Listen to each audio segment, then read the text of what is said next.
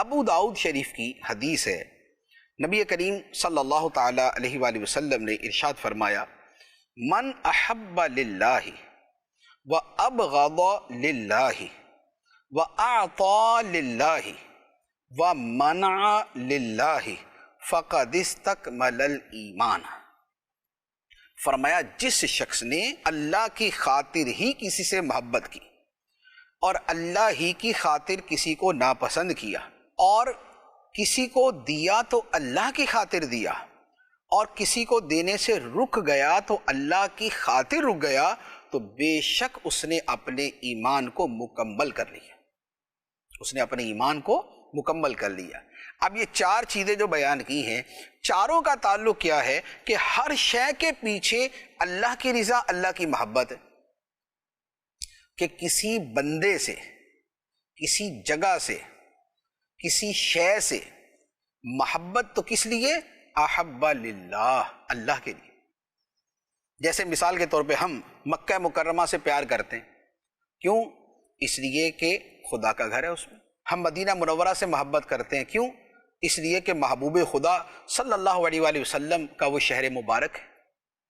ہم صحابہ کرام سے محبت کرتے ہیں، سیدنا صدیق اکبر، سیدنا عمر فاروق، سیدنا عثمان غنی، سیدنا علی المرتضیٰ، حسنین کریمین، فاطمہ الزہرا، جملہ بنات طیبات، ازواج مطہرات اور صحابہ کرام رضی اللہ تعالی عنہم اجمعین۔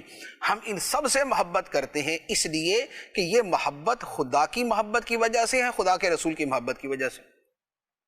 اولیاء کرام سے محبت کرتے ہیں، کیوں؟ اس لیے کہ یہ خدا سے تعلق رکھتے ہیں۔ ہم علماء دین سے محبت کرتے ہیں، کیوں؟ اس لیے کہ یہ دین کے علماء ہیں، اور دین کیا ہے؟ دین خدا کا پیغام ہے۔ تو چونکہ علماء دین یہ خدا کا دین ہم تک پہنچاتے ہیں تو خدا کی وجہ سے ان سے محبت ہے، تو محبت اللہ کے لیے۔ اور اسی طرح کوئی ناپسند ہے، خواہ وہ جگہ ہے یا وہ بندہ ہے یا وہ عمل ہے یا وہ شے ہے، وہ ناپسند بھی اللہ کی وجہ سے۔ جو بندہ خدا کے وجود ہی کا منکر ہے، جیسے دہریہ، ہمیں اس سے بغض ہے، ہمیں وہ پسند نہیں، کیوں؟ اللہ کی وجہ سے۔ جو خدا کے ساتھ کسی بت کو یا کسی بندے کو شریک ٹھہراتا ہے، ہمیں وہ ناپسند ہے، کیوں؟ اللہ کی وجہ سے، کہ اس نے خدا کی قدر نہیں کی جیسی کرنی چاہیے تھی۔ اسی طریقے سے جو گستاخ رسول ہے، جو گستاخ صحابہ ہے، جو گستاخ اولیاء ہے، ہمیں ناپسند ہے، کیوں؟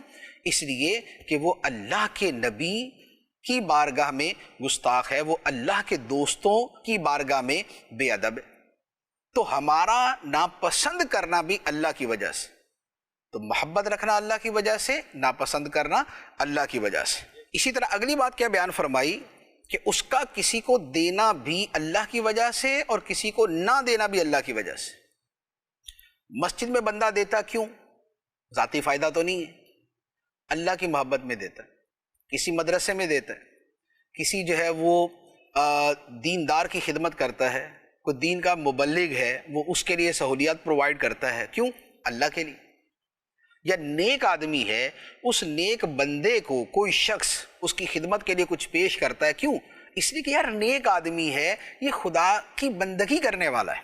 اور کسی سے روکتا ہے، کسی کو نہیں دیتا تو بھی اللہ کے لیے، کہ میں اسے دوں گا تو یہ گناہ کے کام میں خرچ کرے گا، لہذا میں اسے نہیں دوں گا، خدا کی نافرمانی کے کام میں خرچ کرنا میں اسے نہیں دوں گا۔ تو اب آپ دیکھیں کہ حدیث مبارک کا جو سارا مفہوم ہے وہ سارے کا سارا اللہ کی محبت کے گرد گھومتا ہے۔